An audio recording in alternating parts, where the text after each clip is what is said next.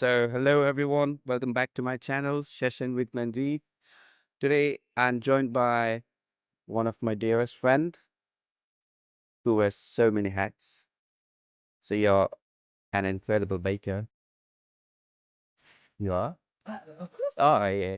Just confirming. Yeah, I'm just waiting for you to like roll out all of it. Yeah, that's fine. That's fine. Yeah, that's fine. Awesome. Yeah, So, incredible baker, you're a social media influencer as well, and a wonderful mom to two kids. Yes, you are. Don't try to reject the fact. Yeah, so let's hear it from Bets. You can start with a little bit of info from your side as well. okay. I'll try and think of it. Yeah, just give a brief. Um, Mandy is my annoying little brother that I did not ask for.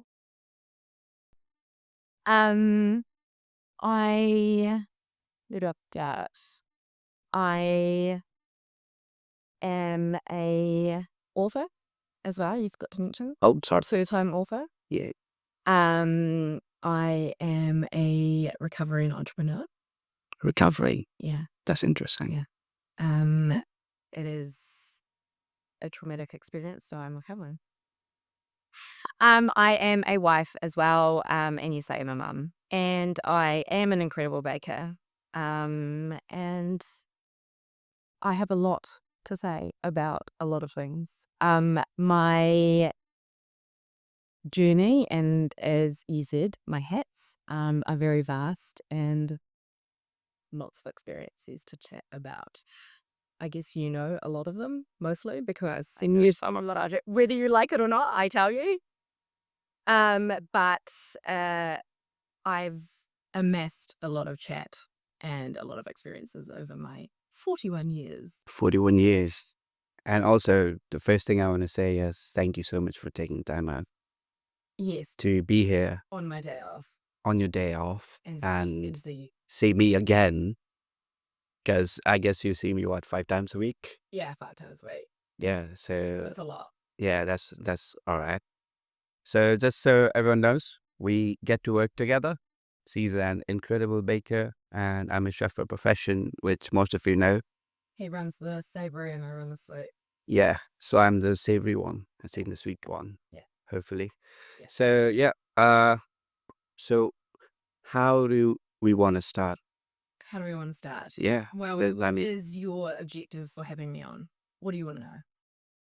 I want to know how Bets got the name and so many hats. Um, Nothing in my life has been Normal. normal Yeah. or intentional.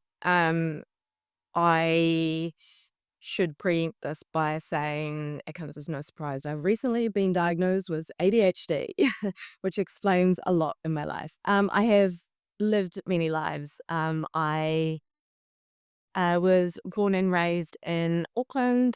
I grew up in West Auckland, heart of Henderson. Um, my dad was a naturopath. My dad had a very, I say had in the past tense, which I will preempt by saying he is still alive. Or I think he is. I do not have a good relationship with my parents. My dad was a naturopath. He owned a health food shop. He had a very strong personality, a very dominating personality, and that is very important to mention because of the effect it had on our family. So my dad introduced our family into Seventh-day Adventist religion when I think I was a baby. So I don't know any different, or I didn't know any different until I was about 12. So we didn't celebrate Christmas. We went to church on Saturdays and we had Sabbath from Friday night until Sunday night, which was obviously a very interesting way to bring kids up with no choice. So a lot of my early years were controlled by religion, which was very sexist, and very hypocritical in terms that my parents would go to church and be good humans, and in public would appear to be good humans, and then they would go home and they're very abusive to each other. My mother is a very, very, very strong narcissist, and I've only recently learned that. My dad, I genuinely think he has mental issues in terms of the way that he views the world and views himself in the world. Um, Also narcissist. So there was a lot of violence growing up towards each other, and the flow-on effect was violence towards us, mainly. Shit rolls downhill, so my parents violent to each other, and then my mother is violent to us. So growing up in that household, obviously left Sounds traumatic. yes, left an impact on me. Um, then to have everything flipped on its head when I was 12, when my parents stopped being religious, with no explanation to us kids. We finally got Christmas. Violence didn't change. And then a year later, my parents got divorced. So then there was separate families, and he said, she said, and all of the stuff that goes. Blame. Yeah, yeah, Yeah. all of the stuff that goes on with that. I have always had an interesting relationship with my mum in that it has never been good. I think I got kicked out of home for the first time when I was 13. You got kicked out. 13, yeah. And my mum used to threaten basically all our lives that we would get kicked out. Like, if you don't like these rules, you can fuck off, sort of situation. So I jumped out my window after she went to bed, and I walked to my dad's house, and I moved in with him. And then he kicked me out when I was 15. You got 2 years. Yeah. And then I was back with my mum for a couple of months. It did not work well. I think she kicked me out just before my 16th birthday. This was what's the final year of high school? Year 13. 13? Yeah. So year 12. And I don't think it is in New Zealand. Year 12 is the final one. I'm just trying to put it into like young people terms because Yeah. I'm an old person, and I would say 7th form. So anyway, I actually left school when I just before I turned 16.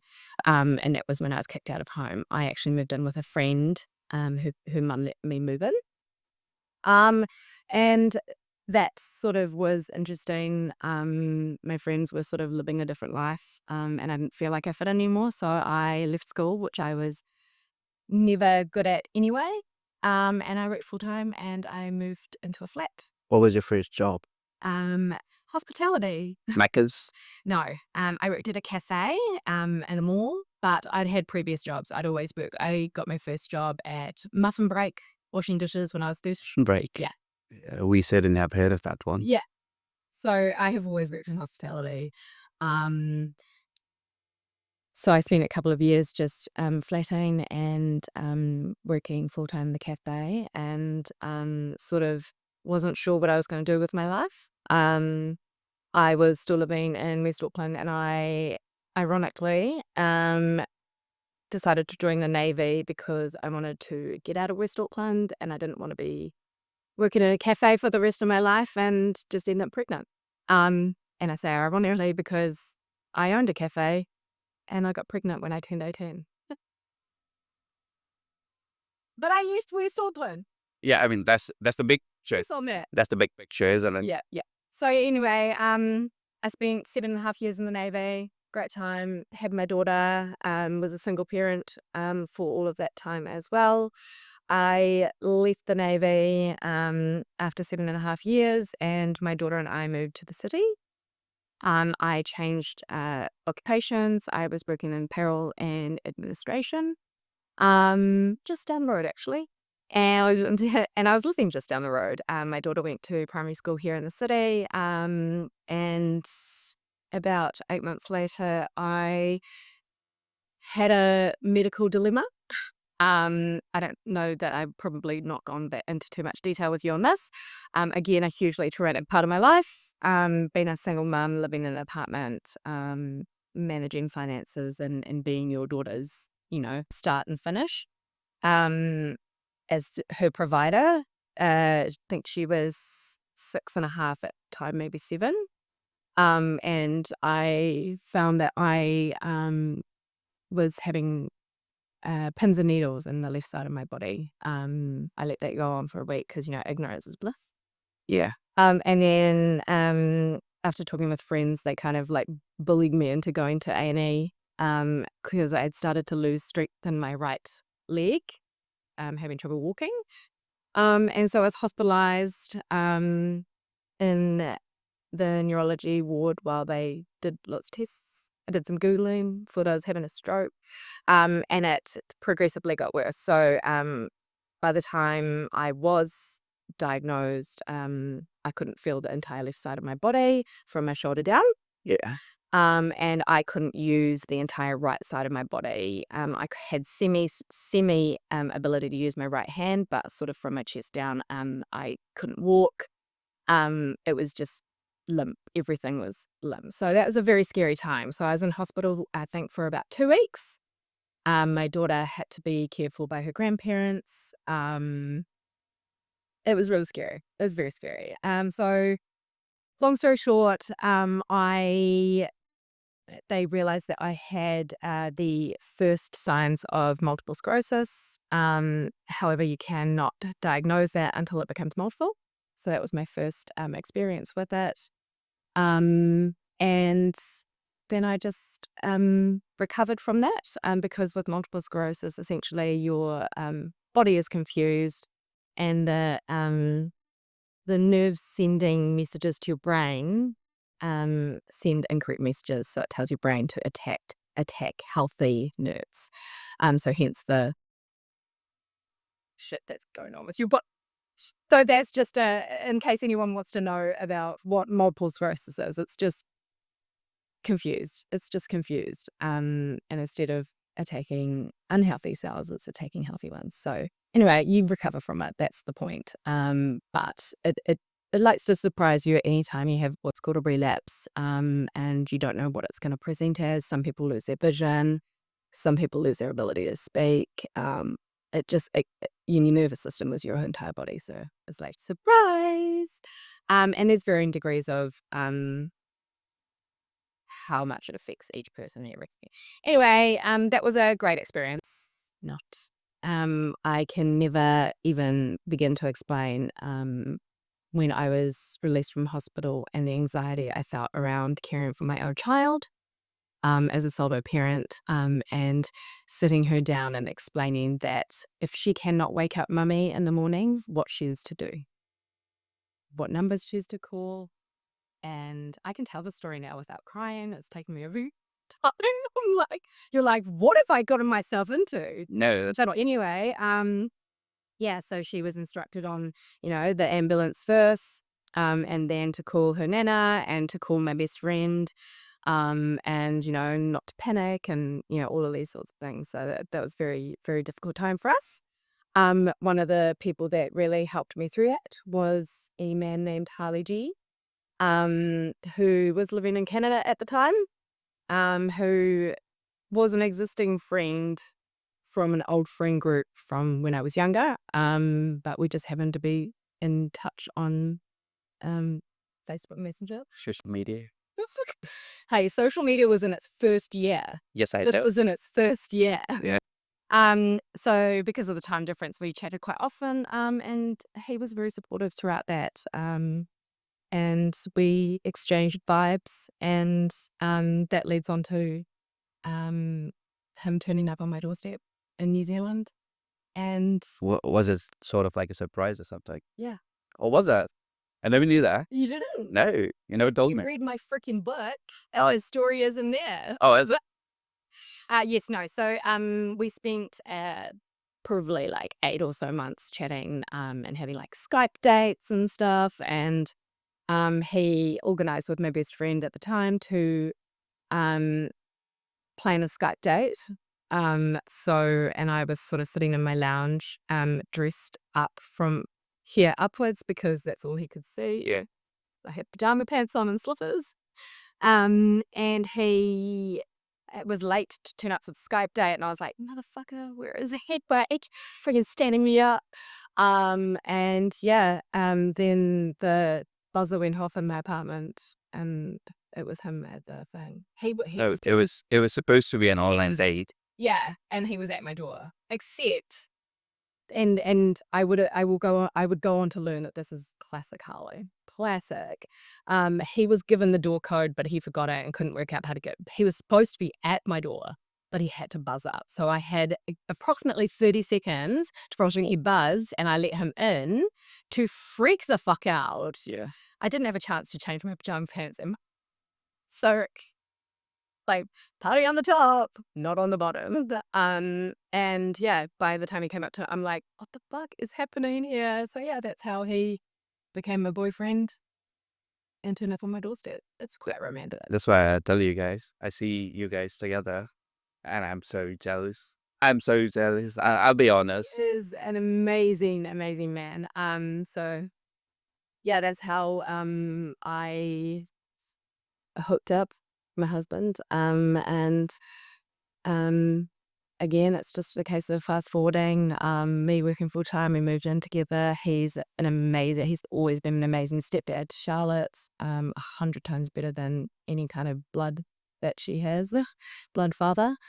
Um, and he has just been an amazing rock for me, supported everything that I want to do, which is, as we know now, is ADHD related, my hyperfixation on certain things and obsessions with things, which leads on to my baking. So I decided that when my daughter was 9, I had made approximately 9 birthday cakes because, one every year.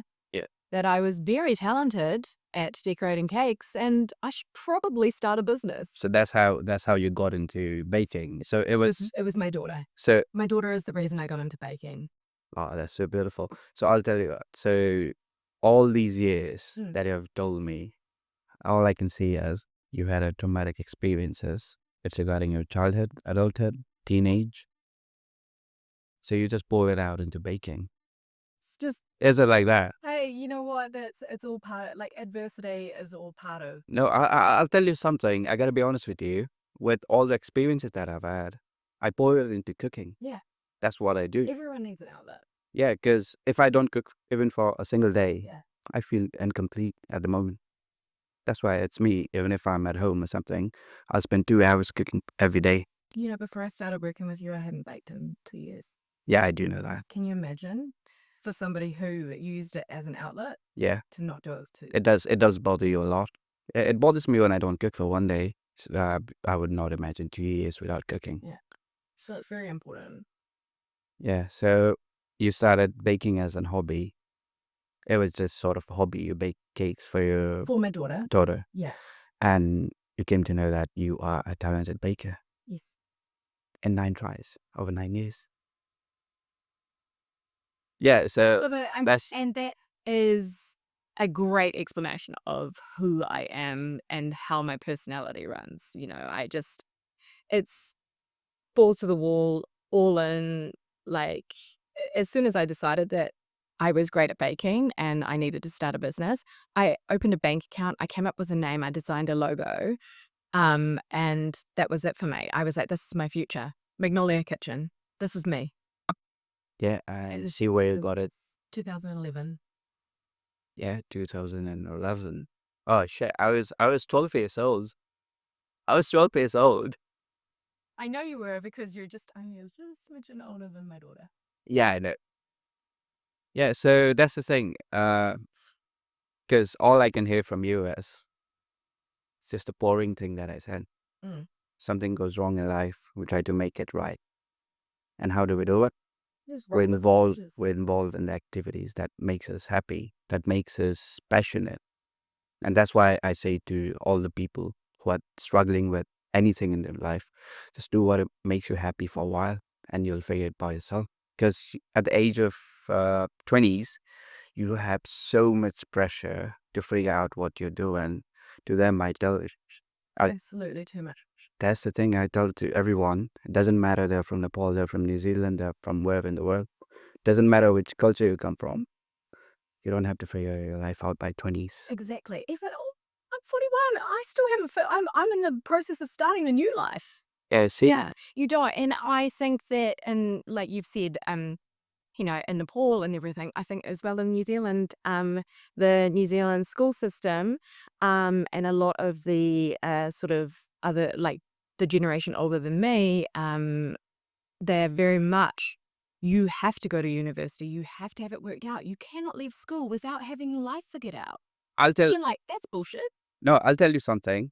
I was just having this conversation this morning Yeah. about degrees, how it's just a piece of paper. Yes. And I'll tell you what, Experience counts for everything. yeah, it counts. But I'm not saying don't do a degree. You don't need to follow others and just say, Experience in medicine, and I'm a doctor. yeah, that's how you get arrested. So, yeah, I'll tell you something. This was a conversation I had this morning. A degree is a consistency that you have in your life. It's just as a base. You can go and get a PhD in something and still go and work in something else. If I do a PhD in, I don't know, engineering or something, I don't have to be an engineer. It's not fixed. No. I could just go and work somewhere else. I could do this podcast. I could do cooking again. So that's why I say to people, don't be fixated on good grades. Because back in Nepal, oh my God, it's a thing. Oh, and in New Zealand as well, a lot of it. And Yeah. I think I found a difference with raising my daughter because I had been raised, I say raised, dragged up by my hair. Yeah. The way that I've raised her is not to put too much pressure on it. And when she's been told at school that you have to get good grades and you have to do this, I'm like, babes, just chill. Just chill out. You don't have to get good grades. I'm not telling you to get good grades. Yeah. Just take the pressure off. Have fun at school. I'll tell you. Small Yeah. portion of your life. Yeah, that's something that no one understands. Because the way everyone's brought up, it's different. There are some households that will make you focus on grades. And if you don't get a good grade, you'll feel worthless. Failure. Failure. I'll tell you what, who's a failure? The people Parents. Yeah. It's the parents who's a failure. For putting that pressure on their children. Yeah. Instead of letting them enjoy their lives, because they're only children, teenagers, whatever, for such a short time. And then they're sent out into the world. And what have we set them up for? Failure. Yeah, if you don't get a job, you're a failure. If you don't get a 100K salary, you're a failure. If you don't get a good wife, you're a failure. If you don't Don't provide for your family. provide for your Because friends, that's a it's failure. I'll tell you something. The mindset that I have right now, it's totally unusual for someone who came from my know. background. It's totally unusual because that was me a few years ago. I wanted to provide for everyone, even though I was not providing myself. Yeah, exactly. You're putting everybody else first. How can you, and this is one thing that I've learned, how can you be everything to everyone if you are not looking after yourself and you're not being yourself? Yeah, so it took a lot of convincing to my parents Yeah. that, hey, I will be able to help everyone, but I need to help myself first. Because And that's still not convinced. I've never, I mean, it's all right. Yeah. They've come to Yeah, know middle that, ground. they've come to know that I won't change for nothing. Yeah. I won't. And that's the thing about my life, actually. I did not have a normal life as well. Yeah. I mean, yeah, there are a few stuffs that people might feel like I'm complaining, but I'm not. No, it's not. Because it counts as an experience. Sharing your experience is not complaining. Yeah. Voicing your experiences is not complaining. Yeah, Fact, that's just but it's helping. I mean, it does. Anyone that's watching this. Anyone who's watching this, that's why I always post about stuff saying, do you have any story to share? Because it's not easy to share. Yeah.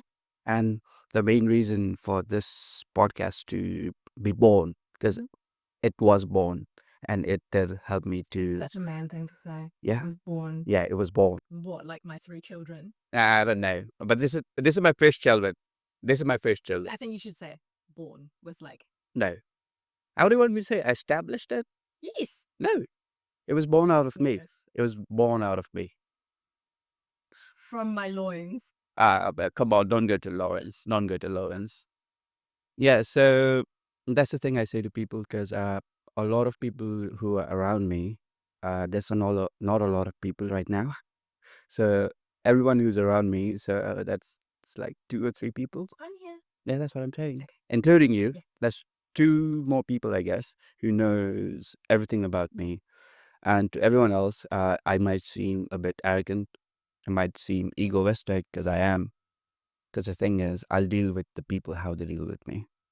If you need me for something, I'll contact you when I need something from you as well. And plus, I'm not going to help anyone in any terms that makes it selfish to. I'll tell you what, I get so many text messages from a lot of people asking for money. And that's I don't get a that's hi. a culture thing, isn't I it? don't get a hi. I don't get a hi from them. No. I don't get any saying, hey, how are you? How are you dealing with your life? Because I'll tell you what, I have not been through usual experiences. I'm only 25. And the amount of experiences that I've been through, it's crazy. I still don't want to talk about it online. But people nearby me, they do know everything. And that's what I say to people. You cannot judge a person from outside. Yeah, of course. If you want to judge me, absolutely do it. This is what I tell the But you don't people. have all the facts. You wanna judge me? Yeah, sure. Please write me an email. I've got a bio. I've got an email for Instagram. Please write an email. I'll delete it straight away. I won't even look at it because it doesn't matter what other people think of me. Because I know the people around me, they love me. Yeah, that's exactly it. The people that matter, They matter to me as well. they know you, they know who you are. And anyone outside of that circle, it actually doesn't matter. Yeah. It takes a lot of reminding though, and it depends on for myself, what headspace I'm in, whether I take in that negativity as well. Um, if somebody's, if I'm just not having a great day and um, somebody gives me okay, here's an example. I clear a table and the muffin that I lovingly made, half of it's not eaten, and I'm not having a good day. That to me is Insultant. it's I'm like, what did I do wrong? Why would they not eat my muffin? And I genuinely in my head I'm like, should I go and ask them? Should I go and ask them if like the muffin was shit? What? It could have just been full. Yeah. You don't know the person what he felt. Exactly. But I've like built up this like narrative in my head of how I'm shit. No, I mean that's wrong. I know it's Yep. wrong, but it just goes to show that it from any given day, depending on how you are feeling, is how you react to certain situations. Sometimes it just goes over your head, and you're like, I mean, no one's perfect. no, or I might, I might, I might, I'm I might. perfect. No, I might sit over here and I might blabber out about anything. But when it comes to using those things in my life, I might fail sometimes as well. Because we're humans. We are not perfect. I often say I don't like the term failure because there shouldn't. I don't think it should even be in our vocabulary to call it failure. It should not be a negative. It should not be portrayed as a negative. Anything we don't succeed at, where we stumble, where we fall, where we fail, it should be used as a learning. Curve. Yeah. How? Okay, so define failure for me. So I like to think of failure or like to look at failure as an opportunity to learn. And I've had many failures in my life or perceived failures, let's call them perceived failures. The world would perceive them as failures. Um, my parents might perceive them as failures. Anyone. But what I have to remind myself, and I do have to remind myself, is that those failures, actually, the lessons that I learn from them are what makes me who I am today. And then I ask myself, am I happy with who I am today? Yes. I think I'm a great person. That's what matters. And I like who I am today. So if I take away all of those times I've failed, I wouldn't be who I am today. I wouldn't be resilient. I wouldn't keep picking myself back up. I wouldn't have overcome all of the things that I've overcome. And I wouldn't be who I am today. That is something beautiful. So I would just change the word failure to setback. Mm. It's a setback, That's actually a really good term. So yeah. isn't it? Yeah, a setback. Because I'll try something, I wouldn't succeed in it, and I just had a setback. And we should be proud that we tried it. We shouldn't regret that we tried something. We should be proud that we tried something, even if it does result in a setback. See how it's that Oh yeah, I see. stood up with it. Yeah, because I'll tell you something. Before I open this, I was way too afraid to talk in front of a camera. So have you? I don't think you have seen it. There's an episode 1 of my YouTube channel. It's just two guys sitting over there. The camera is right in front in a chair. I don't even have any of these setups. I just have a mic. That's all I have. We're sitting right there in the couch. There's a camera in front in the chair. We go on and on. We started talking for approximately 15 minutes. No editing, nothing. Posted straight away. I did get a good feedback. People started recognizing that, hey, he can talk. And I guess that's the only thing that pushed me towards this. Because I'll tell you what, when I started this one, I was not in good shape. I needed something to bring me back up. And this is the only thing that brought me up. Sharing experiences is and even if you interact with one person that finds value in your setback or your experience, that there is a huge positive. It not only helps them, but it helps you. And then I always gonna, I've told you about my victory cycle. Yeah. Because then you get that victory and you feel those endorphins and you feel happy about that experience, that one experience. And so it makes you want to do more, Yeah. talk more, share more, help more. And then, maybe you help 2 people this time. Oh my gosh, this is amazing. Keep going. And you're in this victory cycle. Yeah, because I'll tell you something that I felt over the months. Because I did take a break for a few months from this podcast because I was dealing with something else. When I came back, because I believe I did win something in life in those couple of months where I was off podcast. I did win something. That thing encouraged me in such a way because it didn't matter what happened in my life before. I'm ready to face anyone or anything that comes in my way. And how do you get this mindset? You go through failures. Exactly. And See? you get a success. Yeah. And you get that feeling of success and achievement, and then it makes you want to do more. Yeah, that's the thing. Because You should start calling it a victory. success for me is different. Success for you is different. Success for everyone is And different. how we perceive it and value it as well. I mean, the most easy thing to do is if you can't help anyone, Help yourself. help yourself. I just finished your seed. Yeah, I know. Okay, so that was the journey, the experiences that we had till now, And everything they're doing. and a lot of things in between. So now I'm going to ask you a major question, which is how are you finding a balance in between work, influencing, baking, and being a mother? How does it affect you? Easy answer. I'm not finding a balance. I'm having setbacks. Setbacks. Yeah. I think this is a really important question because I think it is something that everyone in life struggles with, whether they've got kids or not. Finding balance is probably the hardest thing. Um, I and this is a very confronting question because I have only recently realized how much I've setbacked at. Okay, failure doesn't really work in it. How much I have not succeeded at. Missed out. Yeah. Well, yes. Okay. So, to put it in context, when I built my brand Magnolia Kitchen, a lot of that was done on social media, and I'm the first to admit that I was caught up in the whole whirlwind of that experience. And I may have started my brand in 2011, but I was still working semi part time. Um, and then I really kicked off my brand. In 2013 when I had my son, who I joke was part of the business plan because I know. Yeah. So, Yeah. the whole concept of having a baby, which is laughable now, was that I would go on maternity leave from my real job.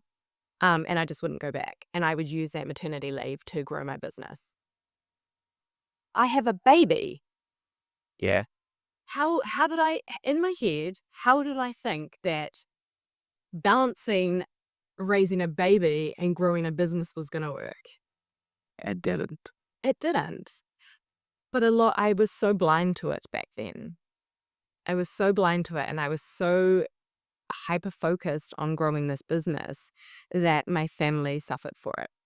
And that's why I say it's confronting, because I can now look back and I can see how much I missed out on because I was so fixated on growing this brand and being something, and also making the most of what had come my way, which was in 2006, 2015, 2016, my Instagram went viral. And so all of a sudden I had this international following, large international following. And I really felt like I needed to make use of that. So you got in your head. I did. I got in my head. I felt like this was this huge opportunity that had landed in my lap. And I needed to make the most of it. So I did, but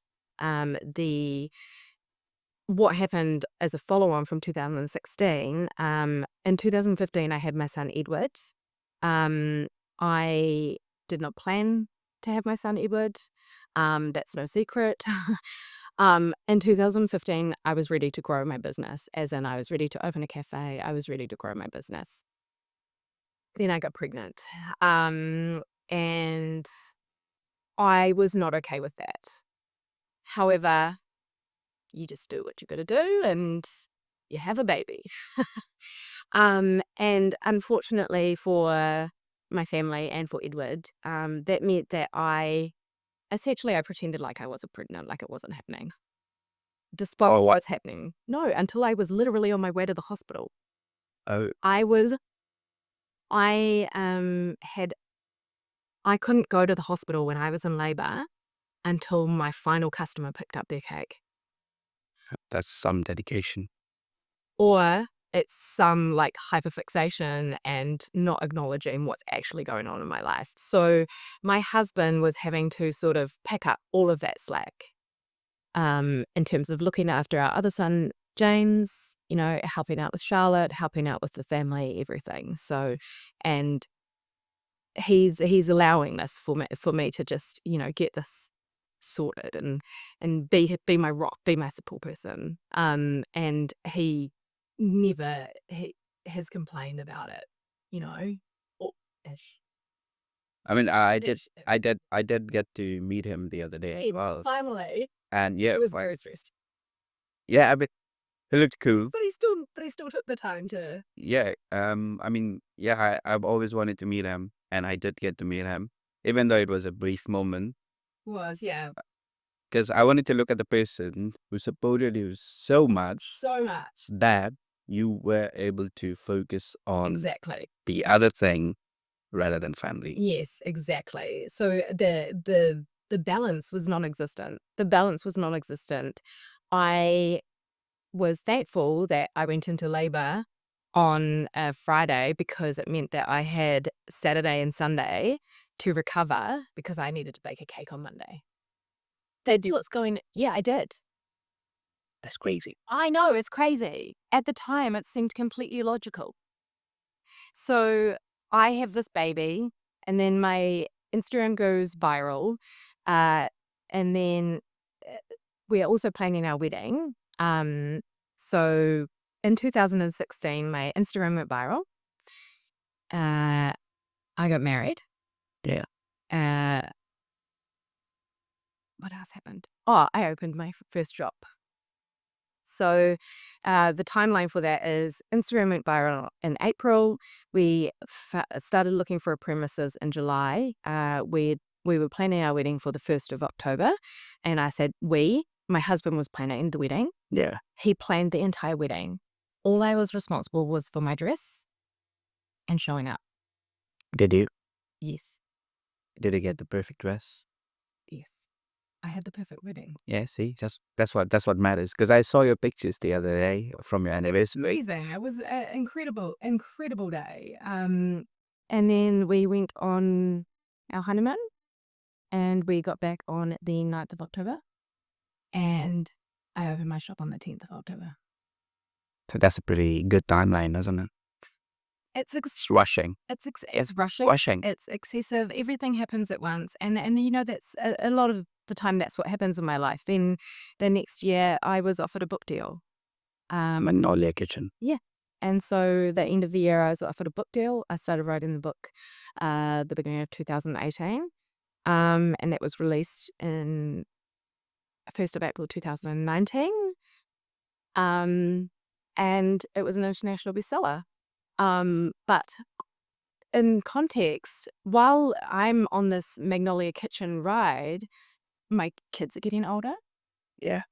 My marriage is another year and another year and another year in. The business is going from strength to strength, and I'm just Magnolia Kitchen. What am I balancing? Nothing. The balance is absolutely skewed, and I would like to say Harley did all the balancing. He did, absolutely did, and he deserves everything. Yeah, he does. He deserves everything, and I am the first to admit that. I would be nowhere without him. My family would be nowhere without him. My sons, my daughter, like, none of us would have any kind of success if it wasn't for Harley. That's why I always say to you, both of you are blessed to have each other. We are. And of course, he will sit there and say that I bring the equal amount of value to his life, and I'm like, I'll tell you "Oh, I something. don't." I'll tell you something. I'll tell you something. It does. From the talks that I have with you about you guys, you do bring a lot of value in his life as well. We're a team, and that was in our wedding vows. We promised to always be each other's team. So that's what I didn't use that since. And that's one thing. No matter what's happening in our lives, no matter how mad we are with each other or anything like that, we always remind each other, that we promise to be each other's team, and making sure that we're on the same side. Okay, talking about relationships. Oh, wow, let's Yeah. segue into that. Yeah, let's segue into that. We've realized that I had major setbacks with my balancing. Yeah, which is fine. Yeah. Because I say It's a lot. I say this thing every single time I'm talking to someone. All the major setbacks that we have, it shapes us to be a person we are today. Absolutely. And if I could get a chance to change anything in my past, I would never change a thing. I still meet the same people. I still have the same relationships. I still go through it. Know what we know today, and it makes us who we are today, and that makes us stronger for it. Makes us Relationship. wise. And This makes us wise. me wiser than you. Because Yeah. Okay. So yeah, relationship. I know you're older. Yeah, that's fine. So yeah, I wanted to talk to you about how the women nowadays, women in particular, as in my generation, because we do have some gap. So women in my generation, the major issue that we have as a man is we are meant to be providers. That's what we're brought up in. I'm not saying it's right. I'm not saying it's wrong. It's what you believe in, because I do believe men are the providers. Because I was going to say, men are perceived to be Yep, the providers. it's a norm, isn't it? It's a norm. Well, and it's such a historic view, but and there's a culture separation often in those perceived roles anyway. Yeah. But I completely agree that there is always an identification there that the men are to provide, and the husband always feels like he needs to provide as well, is because that's what was drummed into him from a very young age. That's what Trump did to everyone. It's what society says. Yeah, and Still says. we're not going to change that. I'm not going to be able to make a difference, and honestly, I don't see why there should be a difference in that, because how much I am responsible for providing you as a partner, I believe might not be financial, but the other person has responsibilities as well. Because how you said, It's team. your team, maybe you did more finances, maybe he did more finances, but when you needed him or when he needs you, you guys are over there That's it. as a support system for each other, because that's what that matters. The main problem I've seen with the women nowadays is they want to be independent. Absolutely. Be it doesn't matter. But you have to understand You're part of a team. you're part of a team and what being in a relationship means. You cannot expect just the other person to just give every time, is it? Because, Because then that's not balanced. yeah, that's what I'm saying. It's not balanced. And so, yeah, the main issue I have is personal issue. You can do whatever you want. It just doesn't have to affect the other person. Yeah. Just make sure that you are remembering that you are part of a team. Yeah. And that's what a lot of people forget. Yeah. And that involves respect for the other person, support for the other person. Yeah. Yeah. And how do you expect to run a relationship if there's no respect in between? No, of course. It's coming from personal experience. Because that's what matters to me the most. Yeah. It's only respect. Yeah. I don't care about the money. I don't care about any other stuff, because people say love is the most important thing. It's not, because love can happen with anyone. I'll tell you that much. But respect is something that you lose and you learn. Yeah. So, And you lose based on behaviors and treatments, and a lot of things can give and take away respect. So I agree with that. okay, so what is the one piece of advice for women specifically who want to grow so much in life that they think the independency is the key to happiness, which is wrong? Yeah. I just want to let everyone know, what do you have in store for them who believe independency comes if you're alone? If you have all the money in the whole world, that you can buy anything you want, you can buy all the shoes you want, you can buy all the bags you want. So Is that what independency is? It's not sexist. I'm just stating the fact. no, I mean the fact that you think that all I want to buy is shoes and handbags. I'm not asking you. In general, it's coming from my experience. Generalization. Yes. A circle in the drain here. So my advice, or like what I would say, is no one's an island. Yeah. No one's an island. Everybody needs somebody. Whether you need a friend or a family member or a conversation, you need to be seen. Everyone needs something from another human being. So you are not an island. You can have all the independence you like. I consider myself an independent woman, but I'm also would not survive without my husband. See, that's the spirit. That's the spirit. I- Because we're tea Yeah, means something. Yeah, exactly. Because I can be both.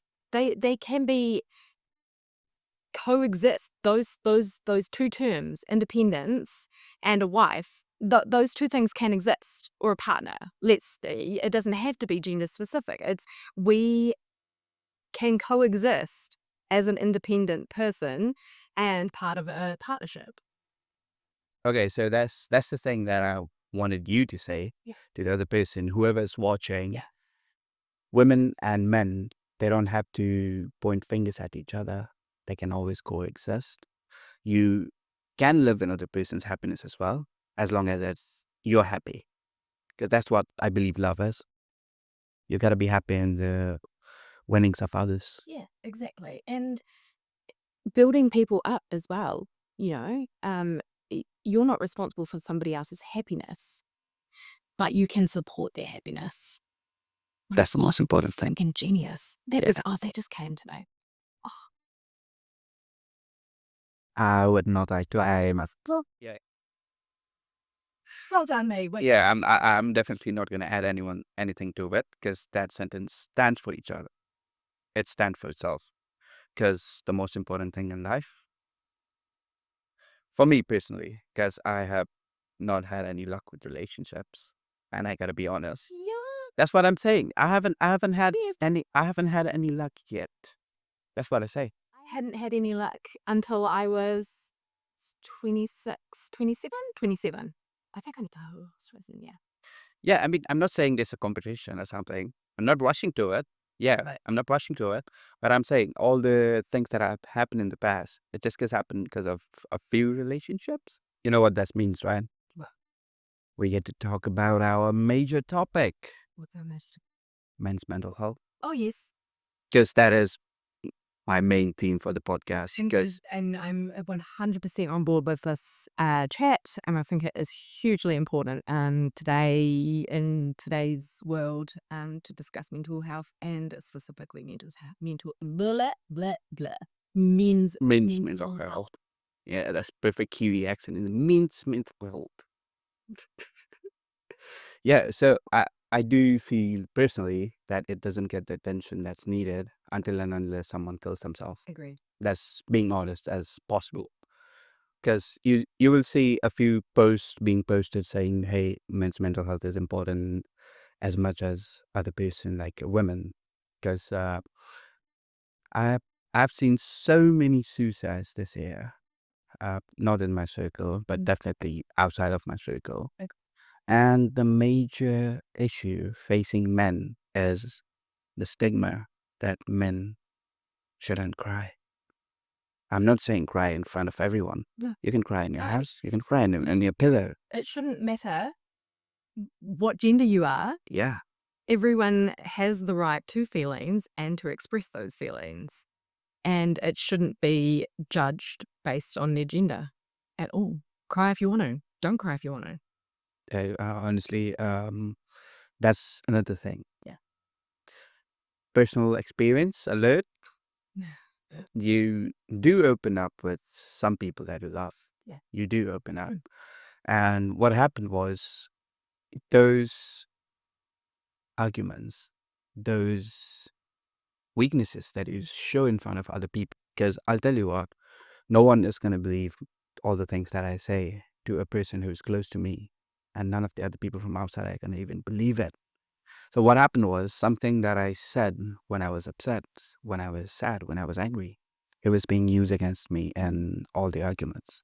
And that's the major issue with men trying to talk about their feelings because we have a fear that it might be used against us. Yeah. And honestly, it was used against me in such a way that I don't trust women in general at the moment. Lost faith I've lost faith because of that. because of one experience. incident. It's just because of one incident that I've completely turned myself off. I can't even if I try to. So that's why I'm just leaving it to itself. Maybe with time it will heal. Maybe it won't. It doesn't matter.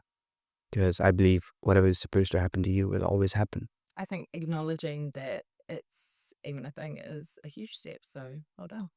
Yeah, I mean, it took a lot of effort on my side. And it took a lot of energy from people around me to get me here where I can stand up and talk about my feelings. It does take a lot of people and their energy. So now what I'm trying to do is I'm not asking men to go and open up in front of everyone. What I'm trying to say is doesn't matter regardless the relationship, regardless of whether it's your family, whether it's your partner, whether it's your girlfriend or whatever it is. Please first take care of yourself because no one else matters more than you. Yeah. And like I said earlier, you cannot help anybody else if you're not helping yourself. Yeah, that's this. I mean, it's a sad reality that we believe other person's happiness is important more than us. Yeah, it is. It is And really, really sad when that happens, that you put all of your energy into somebody else when you're leaving nothing for yourself. but I'll tell you something. It does feel worth it at the moment. Yeah. At the moment, it does. It does feel worth it to give everything, whatever you have. But what happens is when you don't get anything in return, it hurts so bad that you won't be able to pick yourself up. That's why I'm saying don't empty yourself. You need to be half full. Yeah. Even if you are in, I don't know, whoever or whatever the relation is, please keep it to yourself. Look after yourself. And that's all I can say about. You've got to have your reserves for yourself. Yeah. And I used to laugh when people used to say, you got to do self care. I'm like, do you want me to do makeup or something? That's what I used to think, honestly. Self care for me, what I used to think was you wash your face with a face wash. You make like your skin soft. That was yeah. Put on a face mask. I post a story saying self care because that's what I see. That's what I used to see as a self care. Yeah. And it's just recently. It's been like a few months, and I just realized self care is all about you. It's not about face mask. No. It's not about face wash. It can be emotional. It can be anything. Boundaries. Boundaries, yes. That's the most important one. You know what? I have this big checklist. So if I meet someone new, they gotta tick all the boxes before they are welcome in my life. And by mistake, even if you miss one, I'm sorry, try again. Bye. Yeah, bye bye. Just come back when. Yeah. When you figured out that, Yeah. take it. Yeah, I know it is honestly a lot of thing to carry with you because it does feel like a burden that you cannot open up in front of everyone. It feels like a burden Yeah, but you've because got to relearn that stuff. yeah, that's what I'm You're saying. doing How? currently. You're relearning. Yeah. You're relearning how to trust. You're relearning how to establish more relaxed boundaries. You're learning a lot about yourself as well. And the most important thing is that you are learning about yourself.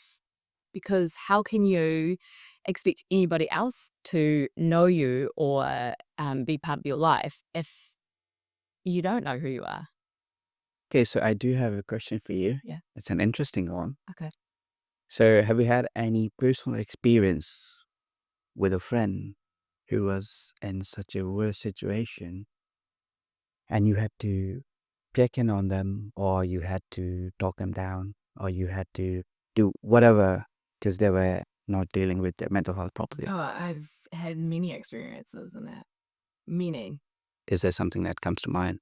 I had a friend who was going through some issues in their life, and they were acting out, and I needed to support them, and encourage them to seek help, but also support them because I understood that the behaviors that they were exhibiting were necessary as an outlet for them. But it was a case of ensuring that, like you said, that they were checked on, that I was checking on them, that I was giving them the support that they needed, um, and making sure that they were seeking professional help, that they had more than just me around them as well. And that was a self protection thing for myself as well. You can't be the be all and end all to somebody. So ensuring that other friends were checking on them as well and making sure that they knew that they were supported and everything. So that friend has come through all of those like sort of adversities and everything. But it was a huge learning curve for me. It was a huge learning curve for them. Um, yeah, and it's just yeah. It's sad, isn't it, Mm. that the world we live in, it does not have a place for promoting men's mental health.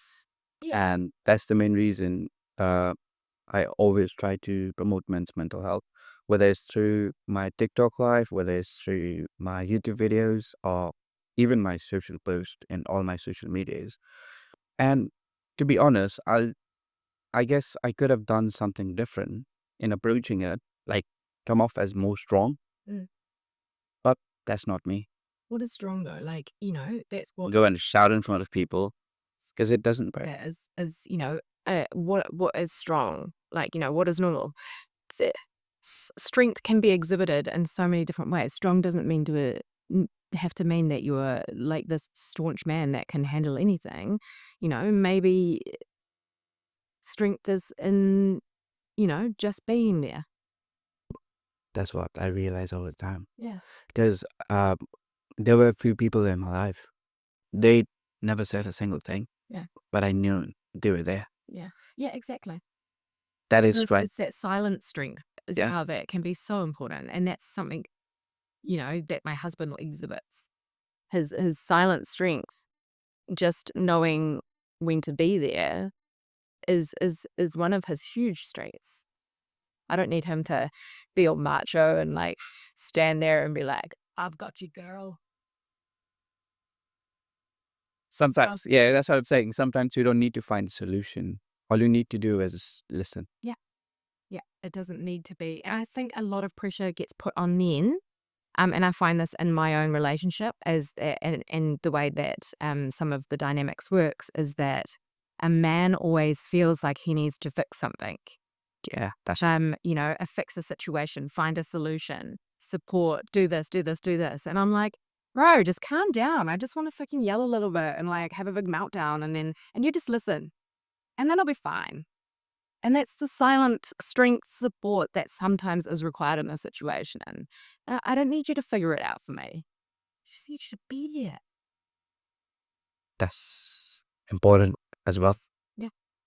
Yeah, so I mean that's pretty much it about men's mental health because I do talk about it a lot, and Thank I hope someone or anyone from my follower who is going through some hardship, they will be able to talk to someone who's important to them, or maybe someone who's going to be there for them and not be left in the dark. That's all I want. I don't want anything else. I think that's like such an important message to put out there. It is okay to ask for help. Yeah. It is okay to talk to somebody. Even if there's nobody in your circle or in your area that you can reach out to, there actually are places or phone numbers or even just going to your doctor and saying, I'm not okay. And it is their job to help you. It is their job to point you in the right direction, give you a pamphlet, direct you, give you the phone number, whatever. It is okay to not be okay. And it's so important that everyone knows that. And just cut yourself some slack. It's okay to ask for help. I was one of those person who used to say, if you ask for help, you're weak. I was one of them. I know. And Until you have an experience. until I realized that I was No. in such a bad shape that I had trouble getting off bed as well. That's when I realized I'm not gonna make it. I'm not gonna make it another day like this. So that's when I reached out to professionals Yes. because I did not have anyone in my circle who was trained enough to handle my questions because I had questions about everything. And that's when I realized doesn't matter. Yeah. Doesn't matter if I'm weak. No. Because eventually I knew that I was wrong for thinking that I'd be weak if I asked for help. Yes, I hate your identity. It's a strength. It's a strength. Asking for help. Help is a strength. It's the biggest thing you can ever do for yourself. So that's when I realized Okay, I need help. that's how I called them. I said, I'm not okay. I need some help. Yeah. And then took me long enough. Took me long enough to Longer than be on track. yeah. I mean, But longer than it should have to ask for help. yeah. Yeah. So now all I see is if I see anyone struggling, all I say to them is, you don't have to talk to me. You don't have to talk to your family members. You don't have to talk to anyone in your circle. Just go and ask for help because it's totally confidential. No one's supposed to know. I'm telling everyone just because I feel like everyone should know that it's always okay to ask for help. Absolutely. I completely agree. Yeah, and that's one of the biggest change that I felt in this year, 2024. That's still one of the biggest achievement of my life that I did ask for help. I'm proud of you. Because I'll tell you something. It's been like what, almost 12 years that I've been by myself. I mean, I was not left or something. I mean, my parents had to move overseas, so I had to stay back home. And from the age of 13, I had to listen to the talks that I should not have listened at the age of 13. So When what you've got a happens is, developing mind. what happens is, you sort of find a layer that protects you if you portray yourself as wrong. It does protect you, but it kills you from inside. It will protect you from other people.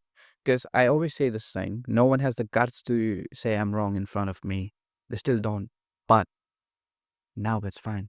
Earlier, even if they were feeling bothered, they were feeling bad about something that I have done, no one ever said a thing because they just thought like, I would just ignore it. And with time, what happened is I started having all these feelings and it just got blocked off It could not even go out to my own mother. I recently started opening up to her. Recently. So cool. Yeah, I mean, that's one of my biggest achievements this year.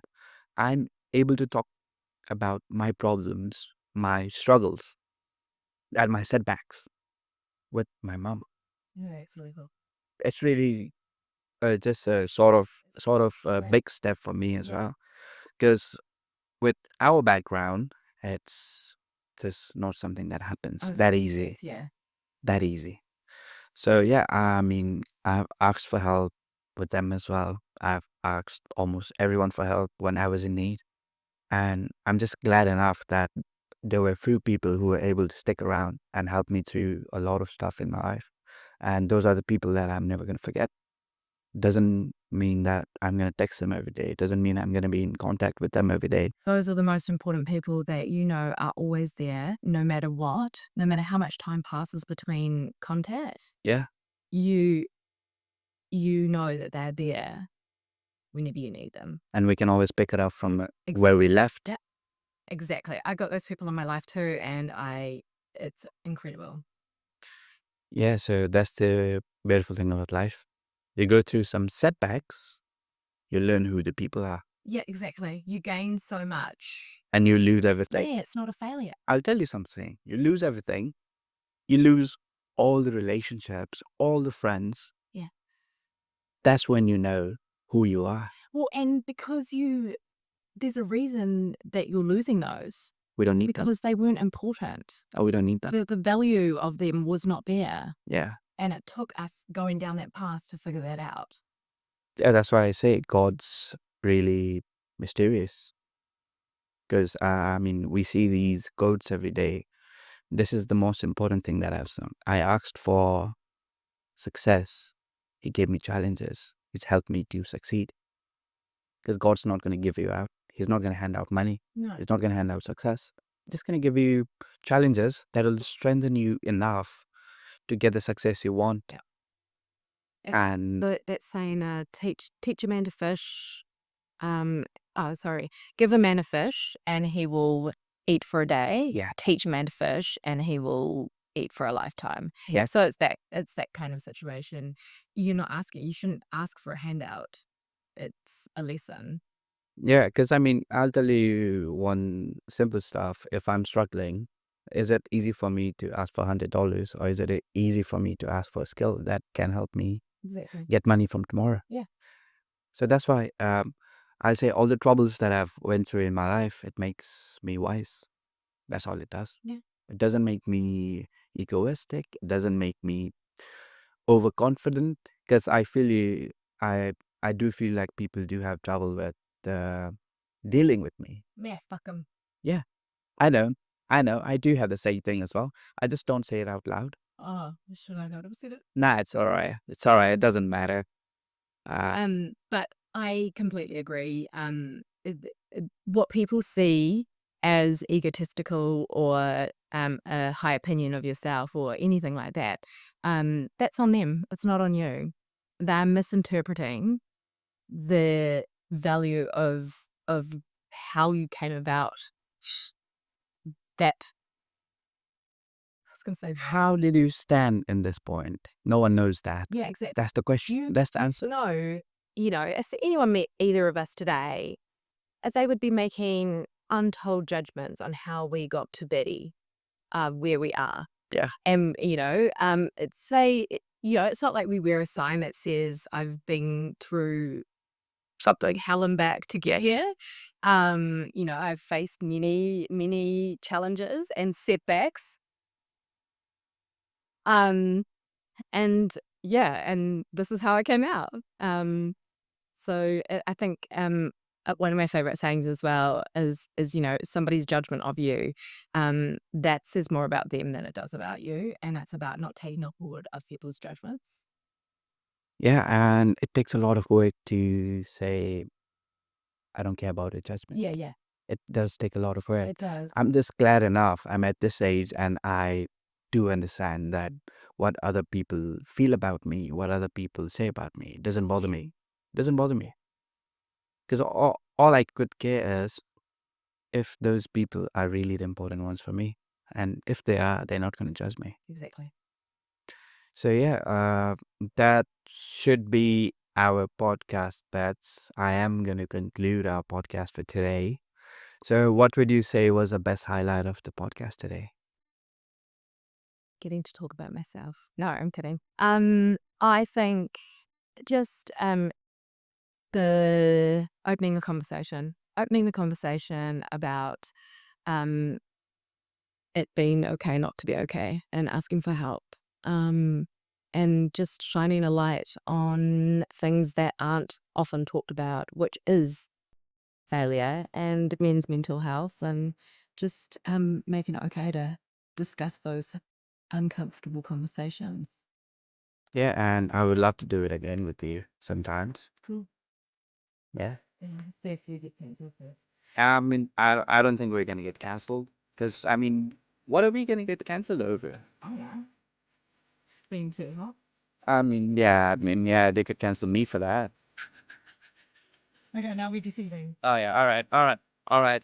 That's it for today, guys. Thank you so much for watching the video, and I hope I'll be back to you really soon with another guest. Don't forget to like and subscribe. Oh, that's all I need. Thank you, Bats. Bye.